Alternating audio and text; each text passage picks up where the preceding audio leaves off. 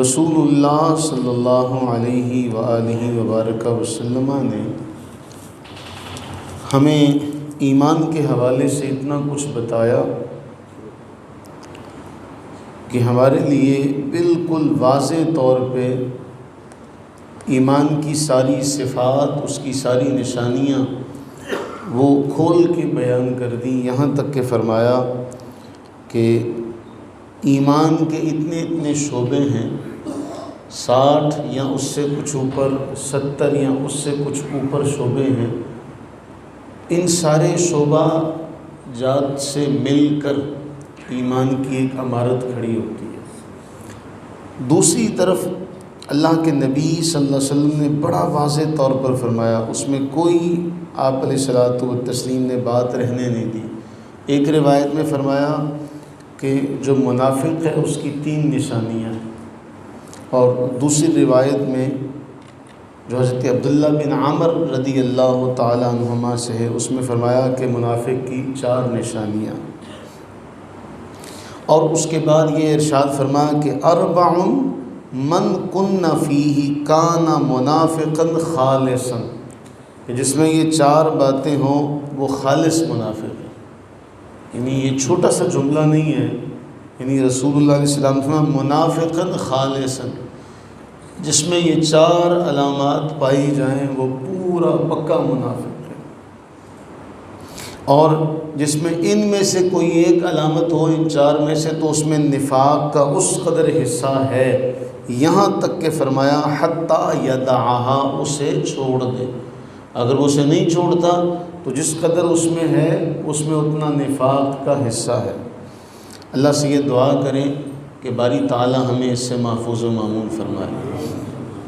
فرمایا وہ علامات کیا ہیں؟ اذا اؤتمن خان، کہ جب اس کے پاس امانت رکھوائی جائے اس میں وہ خیانت کرے، کسی بھی قسم کی امانت۔ ہم سارے کے سارے امین ہیں ہر اعتبار سے، تو جس کو بھی کوئی امانت سونپی جائے وہ اس میں خیانت کرے، سیاسی اعتبار سے ہو، دنیاوی اعتبار سے ہو، اس کا بہت بڑا وسیع مفہوم ہے، تو وہ اس میں خیانت کرے۔ دوسرا اذا حدث کذب، جب کبھی بولے تو جھوٹ بولے۔ ہمارے ہاں یہ بیماری بھی عام ہے، اور اس جھوٹ کو سچ سمجھ کر کہا جاتا ہے، ہم غیر محسوس انداز میں، ہمیں پتہ بھی نہیں چلتا اور ہم اپنی زبان سے جھوٹ کہہ رہے ہوتے ہیں۔ تیسرا اذا عاہد غدر، جب وعدہ کرے وعدہ خلافی کرے۔ یہ نہیں ہے کہ زبان سے وہ کہے جی میں وعدہ کرتا ہوں، تب کوئی بھی بات اپنی زبان سے کہتا ہے تو وہ اسی ضمن میں آتی ہے۔ چوتھا اذا خاصم فجر، جب کبھی جھگڑا ہو تو بیہودہ اپنی زبان سے بکنا شروع کر دے، یہ ہے منافق کی چوتھی علامت۔ فرمایا جس میں یہ 4 ہوں وہ پکا منافق، جس میں ان میں سے کوئی ایک پائی جائے وہ اتنا منافق ضرور ہے، یہاں تک کہ وہ اسے چھوڑ نہ لے۔ تو یہ 4 علامتیں۔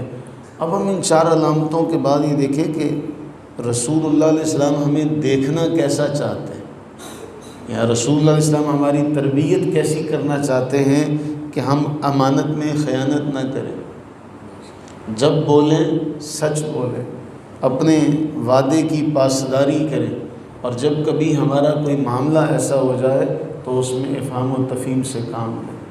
اللہ سے دعا یہ کرے کہ باری تعالی ہمیں یہ توفیق و ہمت عطا فرمائے، اس لیے کہ اللہ کے نبی علیہ الصلوۃ والتسلیم نے منافق کی ایک مثال بیان کی، اور بڑی مشہور ہے یہ مثال۔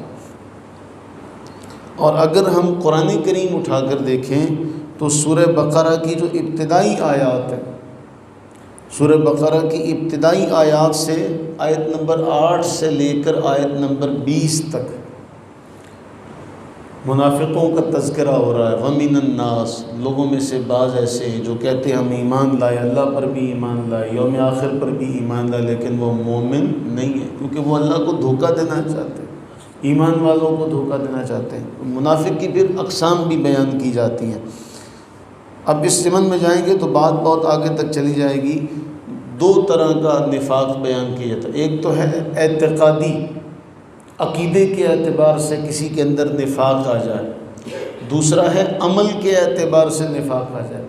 جتنا آج ہمارا معاشرہ خراب ہو چکا ہے، نفاق اعتقادی تو اس میں بہت حد تک عام کیا جا چکا ہے، یعنی عقیدے کے اعتبار سے نفاق، کہیں اللہ تعالیٰ کی ذات کو ماننے کے حوالے سے، یعنی ہم اپنے بچے کو جدید اداروں میں، تعلیمی اداروں میں بھیجتے ہیں دین تعلیم سیکھنے کے لیے، لیکن ہوتا کیا ہے کالجز اور یونیورسٹیز میں وہ جو منافق کی اقسام ہم نے پڑھی نفاق اعتقادی کے اعتبار سے، یعنی نفاق عملی تو عمل کے اعتبار سے منافق ہونا، اور اعتقادی عقیدے کے اعتبار سے منافق ہونا، اللہ کے بارے میں ہمارا عقیدہ کیا ہونا چاہیے۔